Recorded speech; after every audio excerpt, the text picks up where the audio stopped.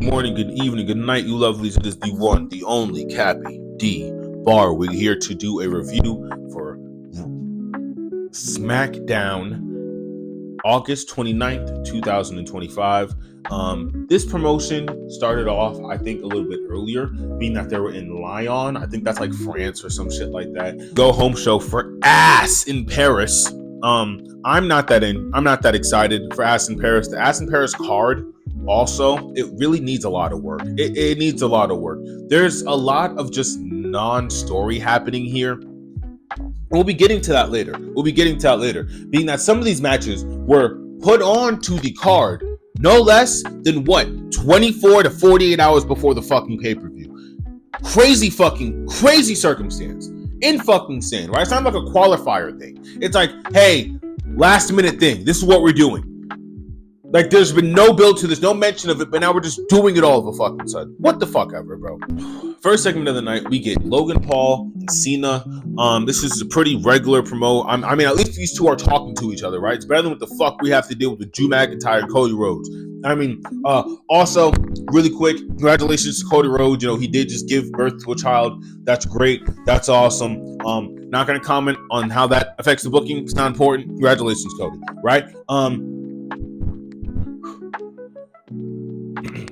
Congratulations to Cody. What I will be commenting on is the cutthroat nature of some of these promos. I wholeheartedly think that John's shooting on Logan. I'm going to be very honest with everybody. I don't know what exactly is going into these production meetings, but it seems like every time Cena says anything against Logan takes it like really personally, like to unprofessional amount. Like, I really do think if you like that segment ended like it ended without an AA, because the last time Cena was supposed to hit an AA on Logan, he sandbagged. He went dead fish, right? Which is not how you're supposed to take a move. That's not how you're supposed to, properly execute that's not how you're supposed to properly execute your spot. But I'm saying all this to say that some of the things Cena says to Logan is just like, okay, like, it's like, all right, like, he does say, wrestling will ruin you. You won't ruin wrestling, which I thought was pretty good. But he had a line where he was like, yeah, your homeboys is on the top 50 influencers list and you aren't there. And the whole crowd was like, ooh. And I'm like, are we in fucking 9th grade? What the fuck is this? What is this? You're not on the popular kid list, but guess what? Your friends are on the popular kids list, and we're only doing this shit because Logan Paul is even in this fucking company, bro. If he wasn't in this company, or people of his ilk, or people like Rajah Jackson and Logan Paul weren't allowed to fucking work in WWE, you would have a proper storyline, right? Also, John says twice, you asked for this match. I think that's saying something. I don't know what exactly it's saying, but I feel like he's trying to say if this match is buns, or it doesn't make sense, or it feels like it didn't belong in the entirety of my run, it's because this motherfucker personally asked for it, which I think is pretty interesting. Episode of Cena saving SmackDown. I mean, like, literally, this is easily the best segment of the night, reasonably, because Cena's here. And it's only the best segment of the night because Cena's here. And it's probably going to be just like that for Ass in Paris. The rest of this card is just meh. It's just meh. I mean, we could speed through it right now.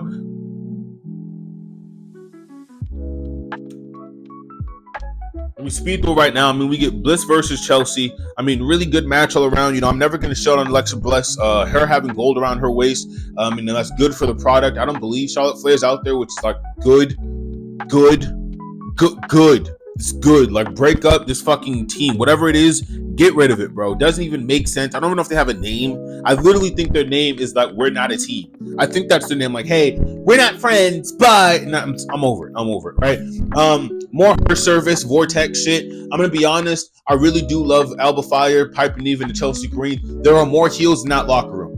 And we need to start having a real fucking conversation about the women in this company not being given anything besides rinse and repeat fucking recycled slop. Just rinse and repeat recycled slop. That's all the fuck we're getting for the women in this industry. That's all we're getting for the women in this company specifically. I can't say that for AEW, though. I can't say that for Ring of Honor. I can't say that for New Japan. I can't say that for Stardom. I can't say that for WoW, right? I'm only this fucking promotion. Whatever. Next, I believe somewhere down the line, we'll get through it now. Michin has a 6-second match with Kiana Jackson, or Kiana Jones, or Kiana James. I don't even know her fucking name, right? 6 seconds. It's a 6-second match. I want you to imagine missing funerals, missing birthdays, missing important moments, sacrificing your life, sacrificing your integrity, friendships, your mental state, to go out there in your first televised match since last year. Michin hasn't been on TV wrestling since last year. So why is she now getting a 6-second match? It's a burial of Michin. It's a burial of Kiana. It's a fucking joke. This is your go-home show for your pay-per-view. What the fuck is this? What is this shit? Oh, man, a fucking atrocious booking, bro. Atrocious fucking booking. That alone brings this show down to a 0 out of 10. Easy. We're right back at fucking square one. All the fucking effort you sat here and you put in with John Cena and his entire retirement run in that beautiful promo about greatness only being greatness because it's measured by merit, not money. All that shit gets watered down the second you give me a 6-second match between two women that I know can fucking wrestle. I know Kiana can wrestle because we've seen her wrestle. Same shit with Kaylani. Fuck, man, this shit is confusing. Fuck, this shit is confusing. I mean, we get a Roman and Drew promo imagine if we got a fucking Romo and Drew promo. That would be fun. That would be amazing. That would actually be good television. No, we get a Randy and fucking Drew promo. This is supposed to be some kind of lead-in to Clash in Paris, I guess. They're having a match at Clash in Paris because Cody decided he was going to fucking run off and play Hollywood superstar for the last couple of weeks of this month, which is, like, again, fine. Also, he had a child. Congrats to him and Brandy, obviously. I'm just really not on fucking board with this whole, Randy, you can't see. He almost killed you like he killed Kevin. And while Drew was talking, I'm like, Nick, is he wrong? Because he did, on kayfabe terms, put Kevin on the shelf, right? In kayfabe terms, he put Kevin on the shelf, and Kevin's whole thing was just like, hey, you're teaming up with Roman Reigns. That's fucking insane. Why are you doing that? You're not acting like yourself. And then Cody also, a couple of weeks prior to that Kevin Owens match, he said with Punk, hey, that title changes you. So it really does seem somewhere down the line we're supposed to be getting like a... So it really does seem like somewhere down the line there was supposed to be a tweener kind of heel-esque thread somewhere in this, but it all just got fucking lost, right? We get Randy sticking up for Cody, somebody who he gave this evil eye look to like 4 months ago. We all thought that was going somewhere. Wrong. He's over here saying like, hey, you don't know Cody like I know Cody, and you know, one other thing I know about Cody, okay, like, one other thing I know about Cody, RKO, and I mean, that's it. I mean, like imagine this is your European crowd, so I mean, they're very hot. I mean, like, the crowd's over, everybody's over with this fucking crowd, right? Everybody's over with this crowd, but it really just feels hollow. Like, a lot of people come out, there's a couple of suits and ties and a couple of wrestlers that are going to be in NXT in the next 2 years. They get RKO'd, and it's like, that's cool. That's great. That's awesome. What the fuck else is happening here? There isn't a title defense. There isn't even an opportunity for the winner of this to go to the next pay-per-view, like, and have a title chance. Because if Drew wins, he was already gonna get that title chance. What if Randy wins, and now this has been stripped off of Drew, and maybe Drew crashes out, building towards an organic triple threat where all these guys just have a natural disdain or dislike for each other, right? Anything like that. But fuck, man, what we got is just, oh man, I don't even want to keep talking about it. I don't want to keep talking about it. That's how upsetting it is to me. This god-awful fucking fireball ad in the middle of the show. I'm not even going to talk about it. I'm not even going to fucking talk about it. Booker T doesn't want to see gummy bears in the middle of a wrestling match, but an entire wrestling segment can be given to a fucking fireball ad. Something you're apparently not even supposed to do in France. That's a whole thing, right? He's like, oh, it's Fireball. It's the best whiskey in America. The fuck it's not.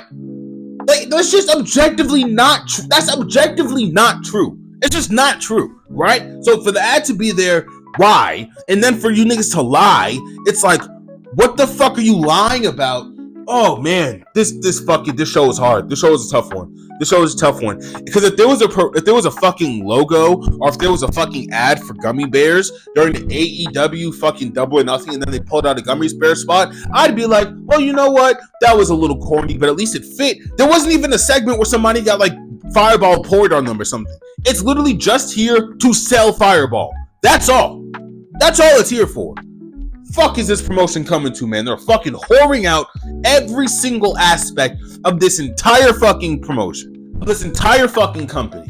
God, it's laughable. It's fucking laughable, man. We get a match between Carmelo Hayes, Miz, Montez Ford, Angelo Dawkins. It's fine. It's fine. There are a couple of segments where Montez and Carmelo, they go back and forth, and that's beautiful. I mean, great wrestlers all around, the Miz, whatever, you know? But this whole match, it ends in like just fucking running DQ nonsense, bro. The fucking Wyatt Six come out, all of them, not half of them, like they all come out, and they're like, hey, not Uncle Howdy, because we're going to be getting to that later.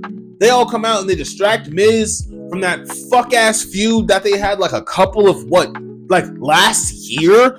Literally like a year ago, The Miz was feuding with the Wyatt Six, and he's sitting there, he's frozen. He kind of fucks over Carmelo.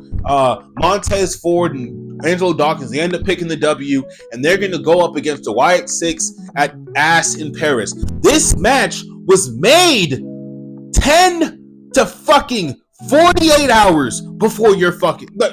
this match was made 48 hours before your fucking pay-per-view. How can you be so incompetent? How? You've been fucking dragging this Melo and Miz storyline for Lord knows how long. Lord knows how long we've been dealing with this whole Miz and fucking Melo shit. And now we're going to keep getting this story because we see Uncle Howdy approaches Carmelo after the match and says, yeah, you better be careful because you don't know what lurks around the show. He says something really cryptic. Bo Dallas is doing the best he can with this fucking gimmick and trying to pay homage to his brother. Something that WWE is actively trying to bury. WWE is actively trying to bury this. WWE is actively trying to bury this team in memoriam to Bray Wyatt. It's so obvious, right? Because they're giving these guys nothing to organically work with.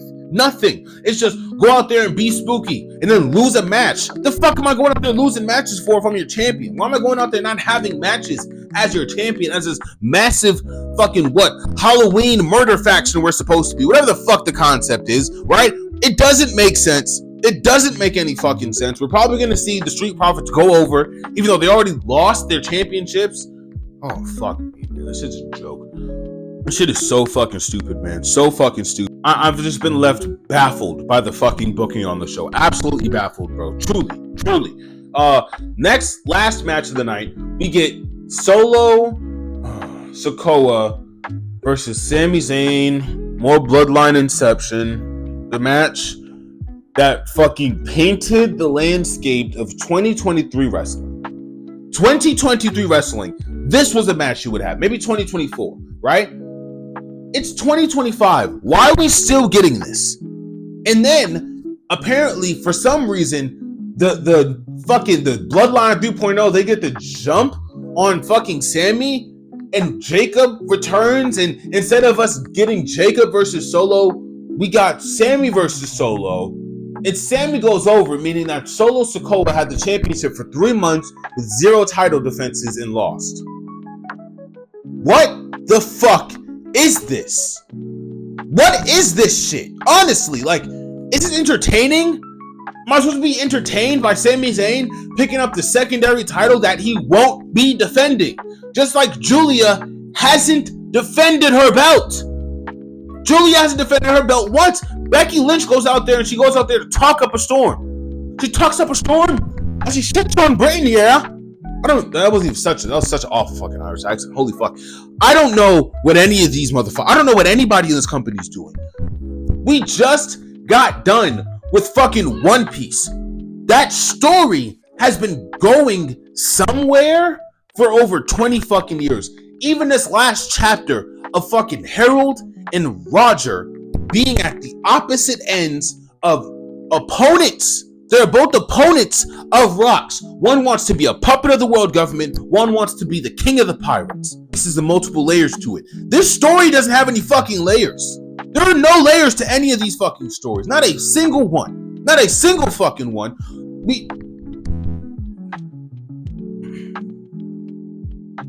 Not a single fucking one. The women on the show get no shine.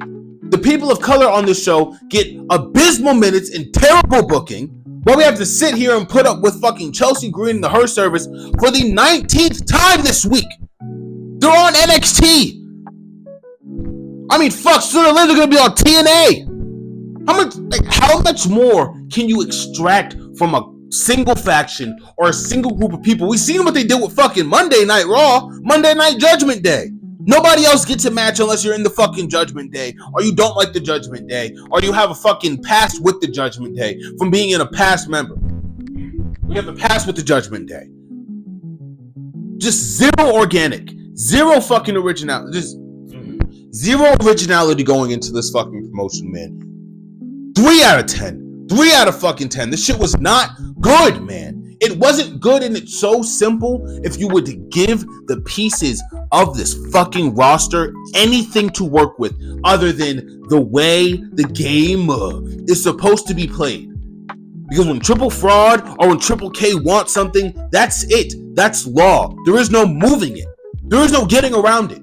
So you're going to get this rematched, recycled shit over and over and over and over again. Simple as that.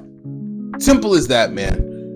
AEW is easily the best fucking promotion right now when it comes to wrestling. New Japan is a close second. I mean, fuck, after fucking Death or Dishonor, we're gonna fucking put ROH at least number 4? I mean, goddamn, what the fuck else do you people want from wrestling? Because this shit isn't it. This shit is not it. Smackdown, August 29th, 2025. Your boy's not only disappointed, he's just let down. Your boy's disappointed. Your boy's disappointed. But I'm not surprised. Not surprised. It's been Cappy D Barra. Y'all stay tuned. Stay beautiful. Peace, y'all.